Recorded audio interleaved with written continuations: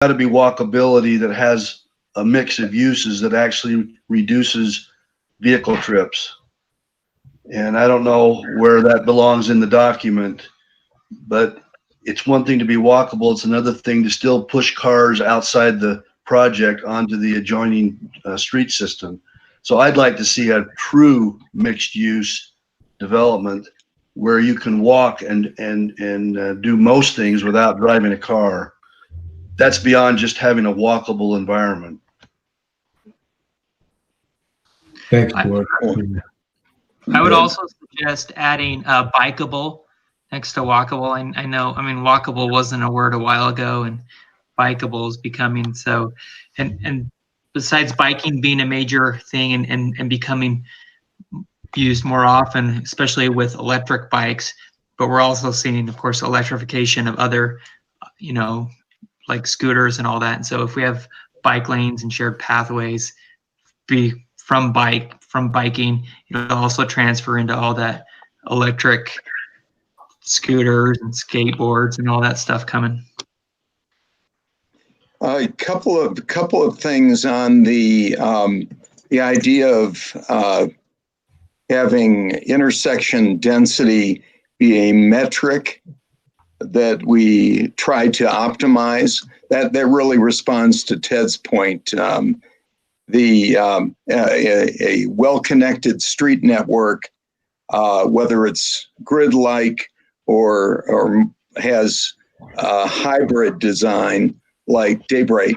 Daybreak's network isn't, you wouldn't call it a grid, but it's certainly well-connected. The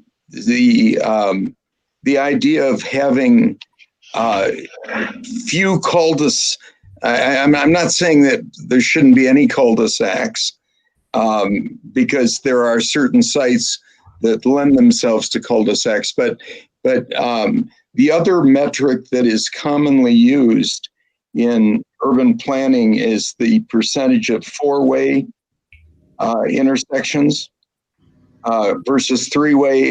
You think of a three-way intersection as ultimately having less connectivity than four-way, and there's a downside to that in terms of traffic safety. Four-way intersections have higher, like I live in the avenues, have higher crash rates typically than three-way intersections, but living in the avenues, which is a grid, didn't, you know, as Ted pointed out, you don't have to have a perfect grid to have good connectivity. I would like to see, if we're going to start introducing metrics, I'd like to see the connectivity measured not only in terms of intersection density, which tends to lead to very short blocks, but in terms of four-way intersections rather than three-way and cul-de-sacs. Thank you. Another thing, you say streets and buildings should be oriented to protect view corridors. What I thought of when I started reading that sentence, I thought it would read streets and buildings. The building should be oriented towards streets as opposed to toward parking. The thing that makes the typical suburban strip development so unwalkable is the fact that the buildings are typically oriented toward parking lots as opposed to streets. So, you know, the whole idea of a form-based code is to kind of move the buildings up to the street rather than having them hidden behind large parking lots. So that sentence, streets and buildings should be oriented to protect view corridors. You might have another sentence, buildings should be oriented towards streets rather than parking lots. Great. Yeah. Or just prohibit parking lots between buildings and streets. Yeah, that would be fine. I like Reed's language a little bit better because there are lots of examples. You can go down to University Parkway and in Orem, where the new BRT line is, and you have lots of buildings that are placed towards the street, but they're still oriented towards the parking lot, which really discourages pedestrian activity. That's maybe not an ideal example because it's such a huge thoroughfare, but see that all the time in some recent developments where the placement of the building is between the parking and the street, but the orientation is still very much towards the parking lot. We're having that struggle in Sugar House with some of the developments from 10 or 20 years ago that are not contributing to a vibrant pedestrian experience as some of the more recent ones, but transitioning them is difficult because they're still oriented predominantly towards parking lots. Good. That's great input. Anything else on that one? Okay. We'll move to the paragraph on regional coordination. What did you see there, or thoughts you might have?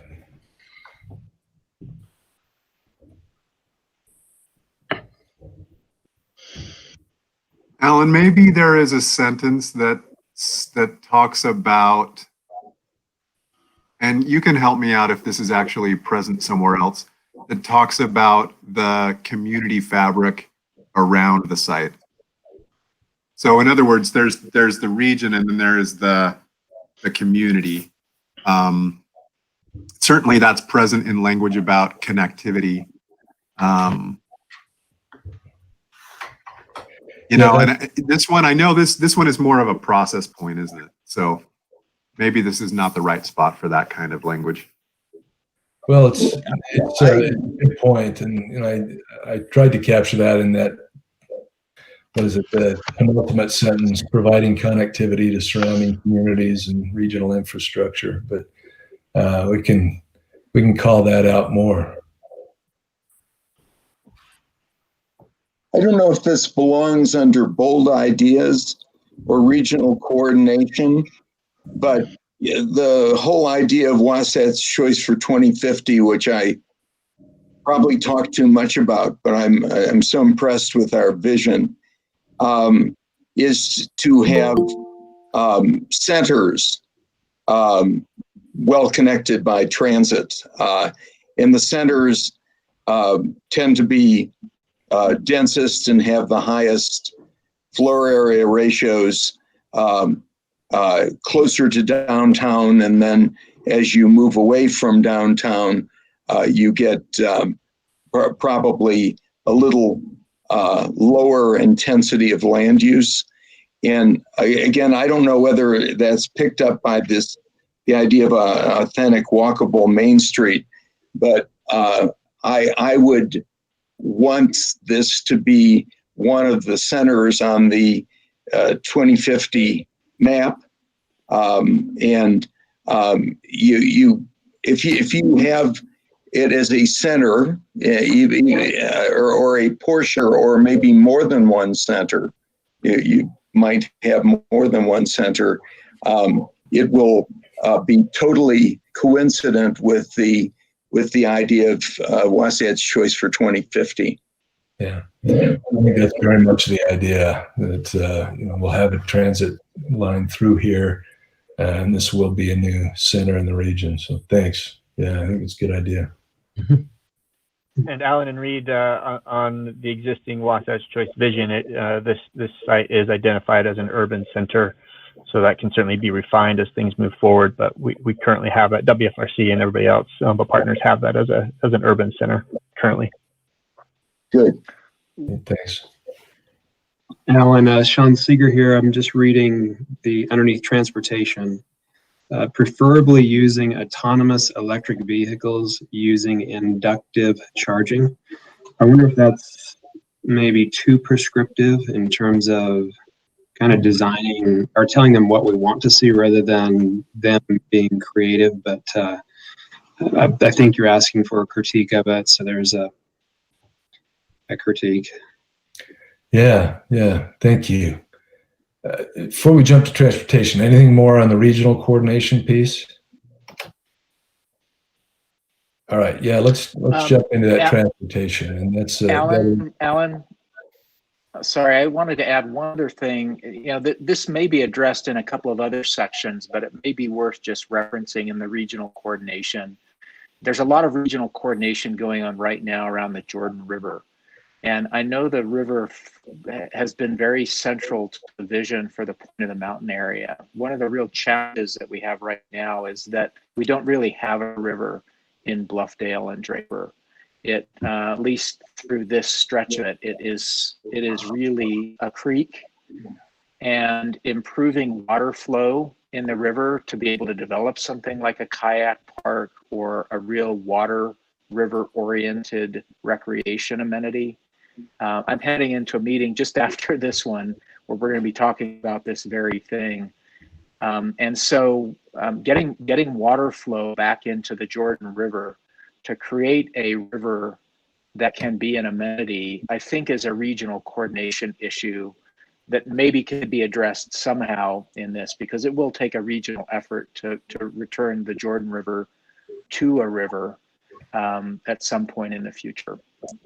And so I just make reference here because that may fit under regional coordination to some degree.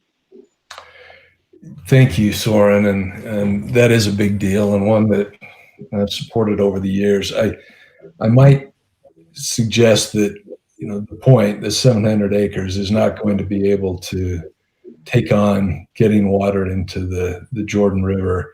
And when I'm talking about regional coordination, I think I'm not talking about general regional coordination, but more about how this site fits in with the broader region.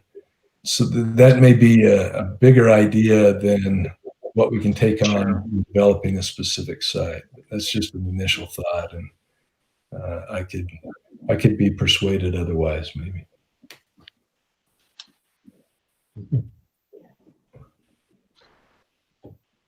Let's turn to transportation.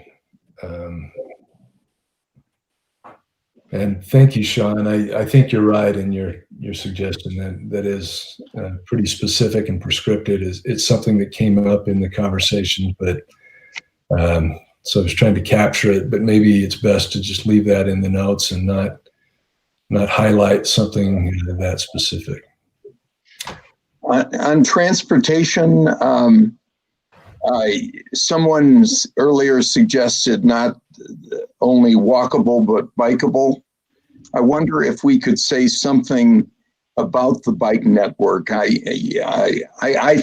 think we're going to see in the future a lot more protected bike lanes, like on 300 South.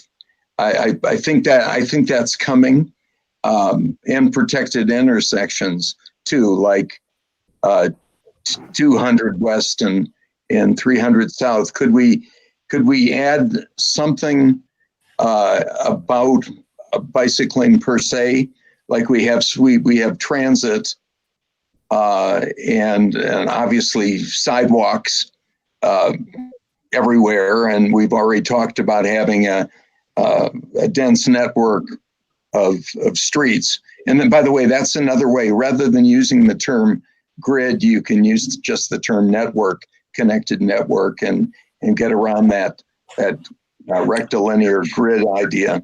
But you know, the electric vehicles are obviously coming and will be part of this community design.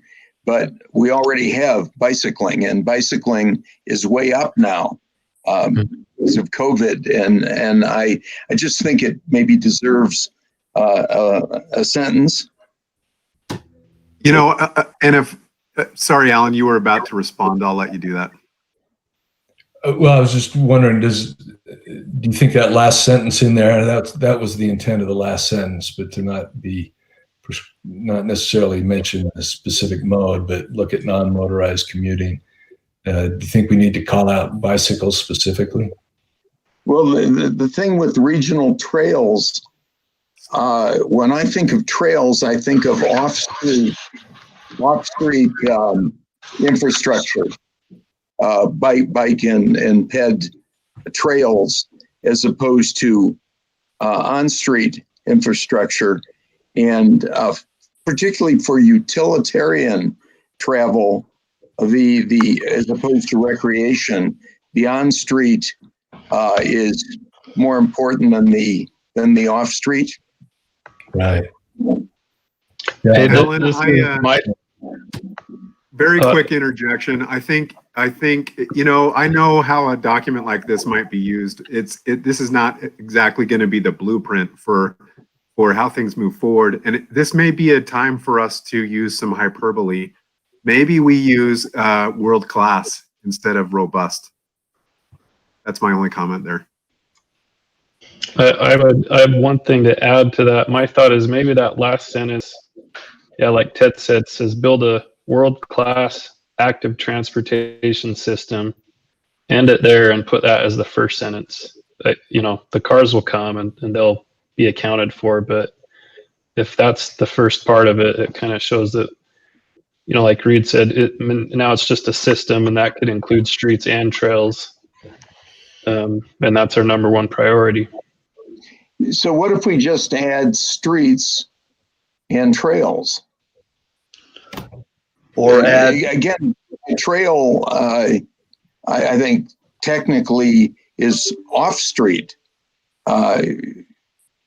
So it's just the addition of a word or two. Yeah. if it's truly multimodal, why don't we just add the words pedestrian and bike in there somewhere? We already have transit and traffic alluded to, but we don't have a direct reference to pedestrians or bikes. Thanks, George. I liked Ross's idea of just making that up front. We've got multimodal in there, but I might even suggest that we make that emphasize pedestrian and bicycle connectivity. We're going through a really interesting discussion right now on Parties Trail through the Sugar House Business District with some various community organizations. And while it's a thoroughfare that connects Bonneville Shoreline and Jordan River Parkway trails, when you get to a destination like that, you have to accommodate people passing through, but you really have to accommodate that network of how people are arriving and coming and going from what is a major destination on that trail. And I think this will be the same way. You've got the Bonneville Shoreline Trail, which is now complete through Draper and into Lehigh, and you've got the Jordan River Parkway Trail. And we've talked about this serving as a place for connecting where those trails come very close together through the point. But when you get into the center of it, it's going to break down and not just be a thoroughfare of a connected trail, but you think of it like, you know, arteries and veins and capillaries, and you know, it breaks down to a very fine network at the destination, but you still have to accommodate activity that's just passing through. So that's kind of reflected in here, but I think it can be nuanced and massaged a little bit. One other, as I look at transportation infrastructure, I don't necessarily see parking called out, and with parking being such a major land use and, you know, land hog essentially of a lot of developments in the past, I think a simple phrase or sentence about thoughtful parking solutions, including shared parking, parking authorities, maybe a couple other things. Just you know, with parking being a big land use, we can't, in my mind, skip over you making the best of it and not being a land hog, but smart uses. Yeah, I was actually, Jake, I was going to bring that up in the next paragraph on infrastructure, because we talked about that a little bit with our infrastructure subcommittee, that, you know, as we look at Wi-Fi and internet and broadband and other utilities, that parking really is a utility that can be thought of on a district level rather than just everybody fending for themselves with their own little parking lots for every single use. That can be a real innovative approach to think of parking as a district-wide utility. So that might be a place to put it in, but certainly include it under transportation as well. One thing kind of related to that, whether it goes in infrastructure or transportation, if you look at aerial imagery, you find that the really walkable places don't have a lot of surface parking lots. Bethesda, look at aerial imagery of Bethesda and you won't see a single surface parking lot. I think shared parking, the idea of shared parking is great. The other points that were just made are very good. If we are talking about parking, we don't want it to be dominated by surface parking. And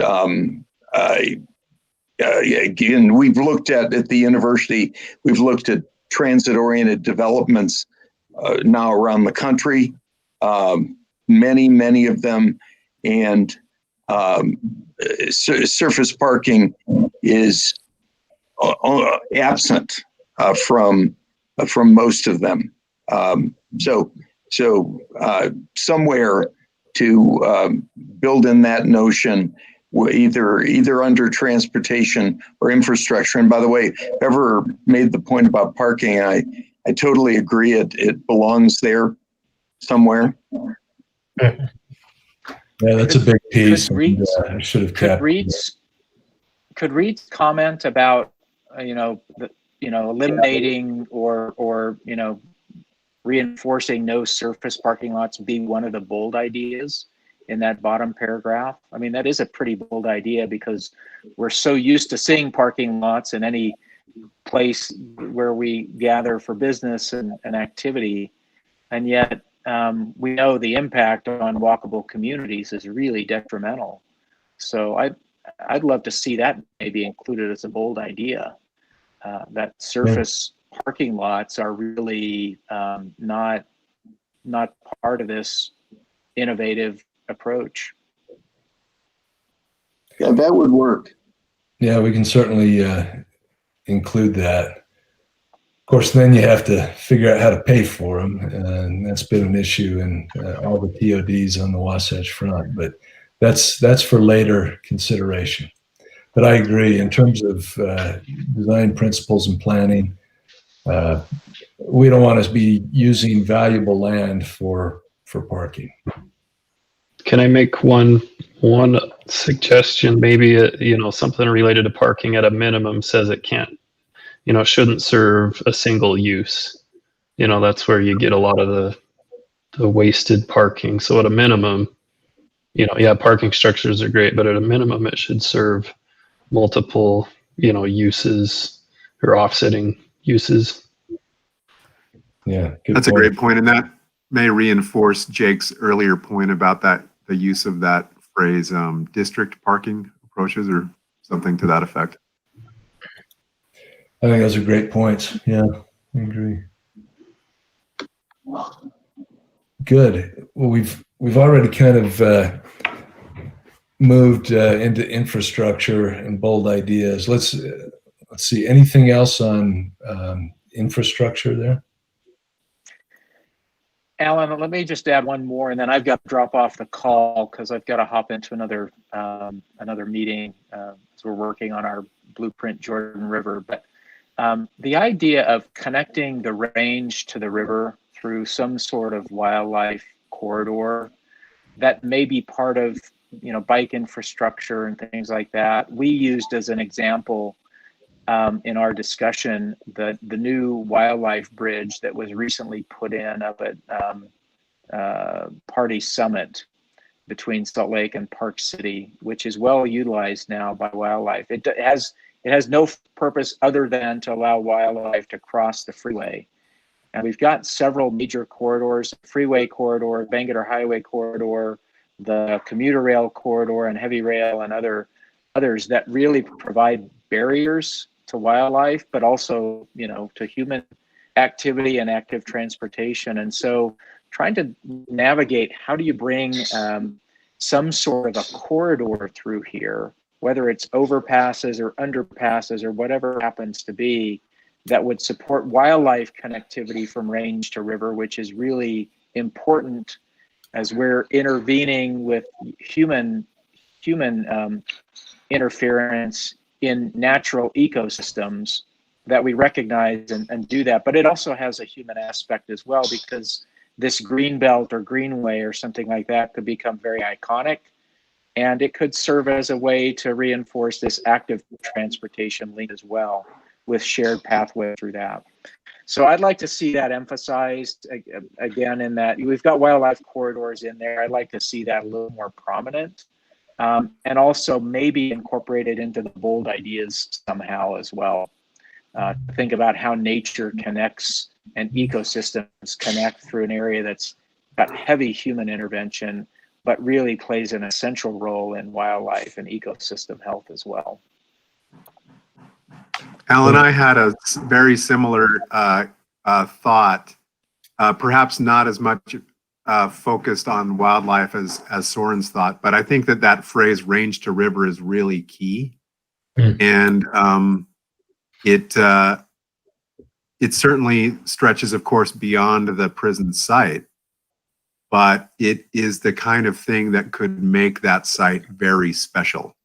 A huge draw to firms and talent, and really make it competitive with its competitors across the country, right? If that's the site where you can get to the mountains safely on a bike, and you can get to the river safely on a bike, then it's gonna blow away its competition. So I feel like we all have to double down on this idea. And would that be hard? That would be really hard to make work. But it's the kind of thing that it elevates this place relative to its competition. It's worth the pain. Sounds like a bold idea. Ted, that has me thinking about Put it in the bold idea.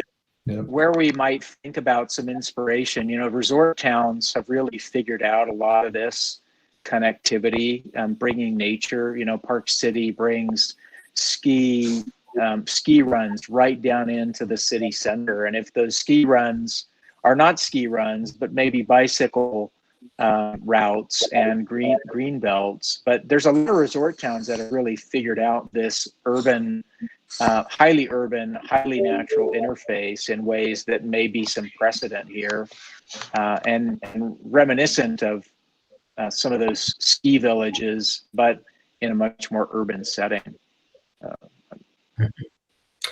Yeah, thank you. Those are terrific ideas, and Soren, thank you. I know you have to go, but really good input. Appreciate it. Thanks. Good to be with you all. I'm going to slip out now, but that's mostly what I wanted to share. So thanks, Alan. Great work on this. By the way, it's really putting together a compelling perspective of this place. I appreciate your help on that. Okay, what else have we missed here? Well, it's not necessarily missed, and it may not belong exactly like this, but the acreage of the site is what? I should know this, but don't. Yeah, it's about 700 acres. How many? About 700. Yeah, that's big enough to be, before there was the new urbanism and so much emphasis on form, there was this idea of a complete community, a master plan community, and the terminology that was used for Rancho Santa Margarita and the Kentlands and so on was places you could live, work, and play. You have mixed use above, and we have lots of mixed use developments in this region. I think we've counted 30 or so. but this has the potential to be a complete community at 800 acres. Where, in theory, people can live and work without ever leaving the community and play and shop and so on and so forth. It's certainly an idea that has a lot of appeal to people, and it does reduce traffic when you have some sort of jobs housing balance.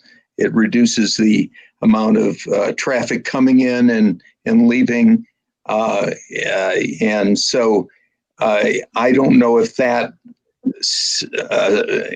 goes under bold ideas, or if people think 800 acres is too small for a truly master plan, sort of even well connected but self-contained. But that actually predates, Dewani and Calthorpe and so on.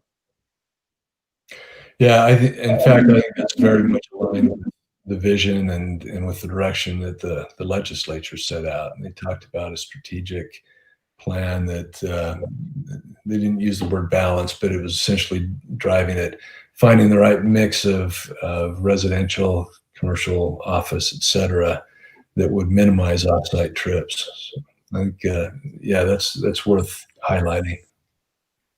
Alan, Reed, I'm a little apologetic about this, but I find myself I think we overstate that for this site.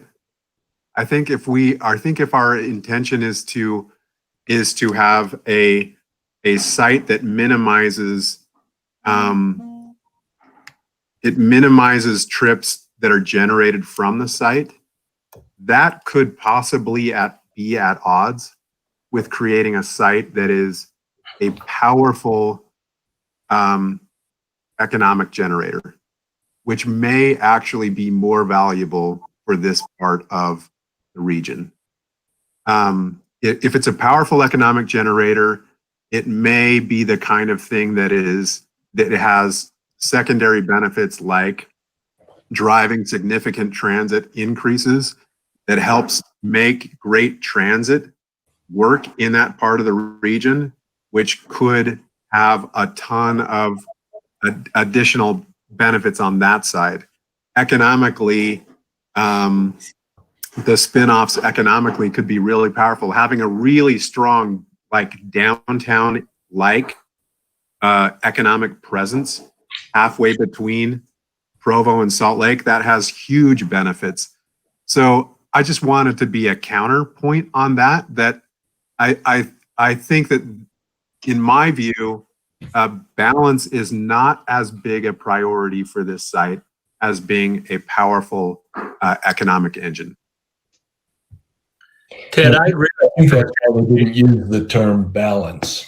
They said to make a strategic plan that considered those things. So, and Yeah, I agree completely on the idea that you're going to be generating counter trips here regardless. And if you can plan for those, you've really done the internal capture is not nearly as critical as it is that it all work overall. And so that could be more people coming and going from there. If the infrastructure already exists, you're just capitalizing on an opportunity. Well, when we say mixed use, we're already talking about internal capture. Some will happen automatically. Yeah. Yeah. I mean, that's when you analyze a mixed use development site using ITE or the methodology, the EPA methodology that we came up with, you're already talking about some internal capture. So I think it's a matter of degree, and I don't disagree with Ted. I think maybe the live, work, and play thing was maybe you can have both. You certainly wouldn't want it to be too heavily oriented toward non-residential at the expense of residential or vice versa. Maybe it's just maybe the word balance is exactly the right way to put it. So you don't preclude the economic engine that Ted's talking about, but you still have something that a place that allows for this sort of self-contained lifestyle. Yeah, I hear you. And Alan, I think you were getting at sort of a reconciliation of these ideas. They don't have to be mutually exclusive. No, I don't think so at all. No. I'm not under bold ideas. We talked about, you accurately reported it. We did talk about incorporating some of the historical prison into the site, but I wouldn't want to steer that too carefully. I mean, I've worked with groups that said, when you've got a big building, you should use it for something like a market or something like that. And there may be a way to do some of that. I'm not sure, but I think prisons are not necessarily pretty places. And I don't think that should be a constraint. Yeah, I react the same way. That was the one thing as you were reading through this, and it all sounds so good, and you did a really great job. But when we got to historic prison, I went, wait a second, that's historic factory maybe, but historic prisons are not nice places. It's interesting that this topic has become a point of real community contention. I got a long letter this week saying just the opposite. That we really need to protect much of it. So I think it's an idea that can be considered. Look at whether include guard towers as part of a plaza, or some co-working space for a high-tech firm or a little cafe or something. But I don't expect that, and I don't think anybody expects that we'll be keeping the whole thing and looking at a block of concrete. I think the key might be to preserve the history, and you might do that with a partial building or something. But there needs to be a memorial or some place where you can go, like Social Hall Avenue. You walk under the street and you get a history lesson on what happened in that location. So that needs to be preserved. I don't know that a building, keeping a building or a guard tower is necessarily a part of that. Yeah. And Alan, remember, the site is because there was a prison there. So, I mean, it may be that simple, that telling the story about why you got the opportunity is very special now, just because the site was built together and used as a prison for a period of time. Yeah, and this is Christine. I just want to chime in a little bit here. There has been some community outreach to Alan in some form or fashion. It has been represented that Draper City wants to preserve as much of this prison as possible. And in fact, that is not the case. Draper City is working with Alan in the direction of how we should, as Don quite pointedly just stated, memorialize some sort of history, but what that looks like, we do not have any preconceived notions that Alan needs to save buildings upon buildings. That is to be determined through this process. So just wanted to make that clear. We're not pushing the agenda. Oh, thanks, Christina, and I certainly understand that. Thanks. If one thing we mentioned before the idea of recycling the buildings and concrete site material, if that does happen and there is some signs or some information that lets the public know that the old building materials are there, but they're in the plaza, they're in the, whatever it is, recycled and reused. I think that's also a fun way to keep that history alive a little bit. Yeah, I think these are all good ideas. So, Alan, Mike Hadney, Executive Director of the Departments of Corrections, I know he's working on saving certain elements and things from the buildings to kind of commemorate what's happened there over the course of the time that's been at that location. So if we're talking about this, we probably should coordinate with him, because he's got a team specifically looking for the thing and looking at what they want to keep from the site. Yeah. For future reference. Good point, Jim. And he and I have had some conversations, and there are some things at the site that are interesting. They've got a mechanism for locking various cell doors, allow you to lock or unlock all of them or any of them individually. It's called Johnson bars, and it's a pretty interesting technique that's used only in two places, and that's at Alcatraz and in Draper. Wow. So I think they've talked about taking an example of those and making a little history center or museum out at the new correctional facility and incorporating those. So you're right. I mean, throughout this process, understand we're collecting big ideas here. We're going to be getting into the planning process later that's going to get into the details and what it looks like and how all these things fit and what we can accommodate, what we can't. Obviously, money is going to be a big part of it. Just in this last week, I've had several people and legislators in particular talking about how this site is going to pay for all of their pet projects. And so we're very quickly going to have to bring a little reality into the process as well to say, all right, if we're going to meet the public quality of life goals that have been set out in the statute, if we're going to pay for the infrastructure, if we're going to, not just on site, but in some of the surrounding region, there's got to be a return here. And so we're going to have to very carefully balance costs with returns and all the things that a private developer would do. I think we've got a little more flexibility than a private developer, but we can't ignore market realities. So here we're kind of thinking vision, we're thinking great ideas. At the end of the day, we'll also have to figure out how to pay for it and how to balance it with the legislature's goals for funding other projects through this as well. So, but at this point, I don't want anybody to feel overly constrained.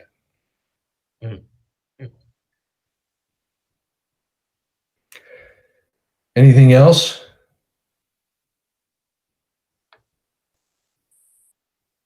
Okay, I think this has been just an outstanding discussion, and your additions and clarifications will make this a better document. So I'll find some time and do a little bit more editing. But as I said, at the end of the day, this is going to be better because of your input.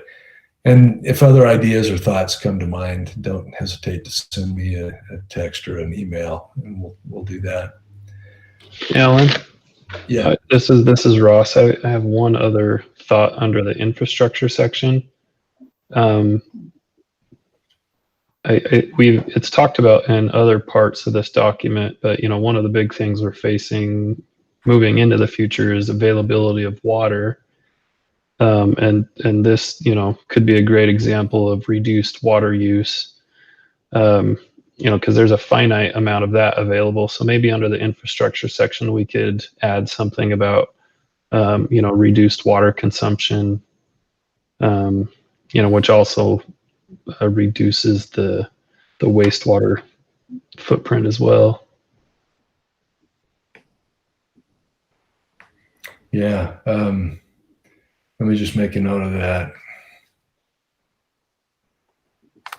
And that's covered heavily by the environment and air quality group, but I think it certainly is an infrastructure issue. One other thing, going back to what would seem to be the most controversial idea, the master plan community live, work, and play.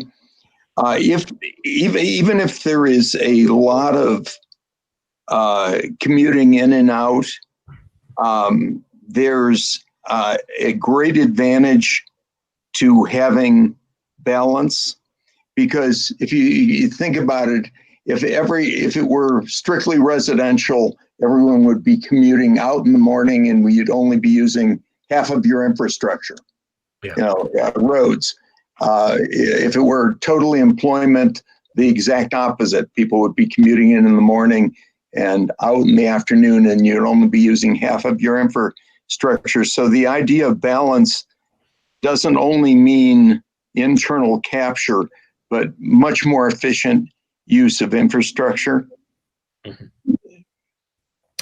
Yeah, it does. And interestingly, in the interview yesterday with some of the planning firms, we talked about, one concept that they had was to, keep more of the land open and then on the remaining balance have more dense development, because in part that reduces infrastructure costs and allows you to maybe accomplish more. So yeah, I think those concepts are real and very much on the table.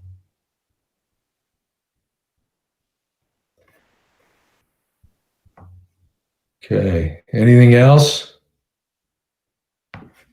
All right, well, I'll spend some time trying to incorporate these. I can't promise that I'll state them exactly as you'd like, but I'm hoping that the primary goal is to capture the ideas that can be passed on to the planning team. And that kind of maybe leads into the last topic on the agenda, and that's, our next meetings and what comes next and what your ongoing and future involvement will be. We're not done. We're going to continue to take advantage of your goodwill and expertise. So we will not meet in November and December. I figured the last weeks of November and December, we wouldn't get very good participation anyway. So we'll be working with the planning firms, trying to get to a finalist and entering into a contract with them. We're putting together a scope of work that not quite final yet, but it'll have maybe kind of 4 key sections. And at the end of each of those, the first is kind of a discovery section. Then we'll be doing some brainstorming and developing scenarios. Then we'll refine a preferred scenario. And then at the end, come up with the final framework master plan and some framework documents that will provide guidelines for development. At the end of each of those, we're going to ask the planning teams to come back to us as staff, but also to you as working groups, and share their thinking and where they are. And so we'll be asking you to get involved at periodic stages over the spring and early summer to help refine the work of the planning teams. So if you're willing to do that, would love to have that kind of participation. We'll also do a little bit more public outreach as we have scenarios that are developed. So that's kind of where things are heading. And again, would appreciate your involvement in helping provide the voice of the public, the voice of the experts, the voice of community leadership in those next steps. Any questions or thoughts about that?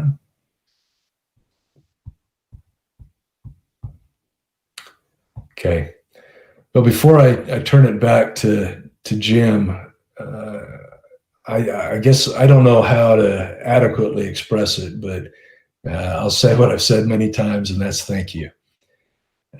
You are all busy. You've got a lot of things going on, and for you to take some time to think through these issues and help us try to get this right and build a community that will, for a long time to come, benefit our region is a great act of public service on your part, and really helps us as a small staff leverage our limited resources to make sure that we're thinking about the right things in the right way. So thanks very much. And Jim, I'll turn it back to you. Okay, thank you, Alan. You know, I want to echo Alan's sentiment. I was just sitting here looking at the list of the people that are on this meeting and past meetings and the time that you've spent in working groups and working on this. And, you know, I'm just thinking of the value of everybody's time here and how much has been spent, but the value is beyond what the hourly wages would cost to get this type of input. It'll be much beyond that. And then, you know, we've talked about having a world-class development, and, you know, it will be because of the input of folks like yourself that have input on this process. Today was another great discussion, and the insight kind of blows me away, the insight that you all have. And of course, a lot of this is out of my wheelhouse, so I'm a little confused by it all anyway, but I'm grateful for that we have people to lean on. You know, I was on a call yesterday with some folks from some of the East Coast states, and they made the comment that whenever they're trying to figure something out, they're like, we need to find out what Utah is doing because they do things right. And that was echoed in our interviews by some of the private sector folks the other day. And, you know, part of that, the reason we do it right is because of being inclusive and inviting people into the process, such as yourself, and it makes it so much better. The process is so much better because of your participation. And although you're not getting a monetary reward out of it, you all, I'm sure, will get some satisfaction of knowing that when you see this development become world-class facility, that you had some involvement in. And I just want to thank you all and thank Alan for your leadership. You know, we're moving in a great direction because of Alan's leadership. So I want to thank you all. And it looks like we won't be meeting for a few months, but we'll appreciate your future support when that time comes. Thank you.